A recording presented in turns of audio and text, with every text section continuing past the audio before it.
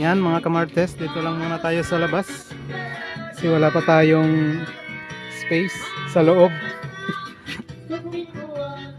Yan o. Ganyan yung paglilinis niyan. Yan o. Diyan sa likod para sinasali natin yung mga tentacles niya, yung ulo kasi masarap yan.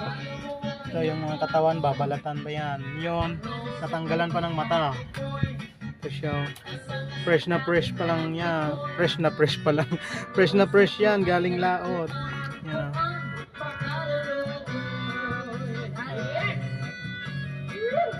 Tinatanggal yun. Yan. Tingnan nyo. Yan, ginagawa. Pinifinger muna. Tanggalin mga kailangan tanggalin. Pati yung ngipin. Yan. Nipisil lang para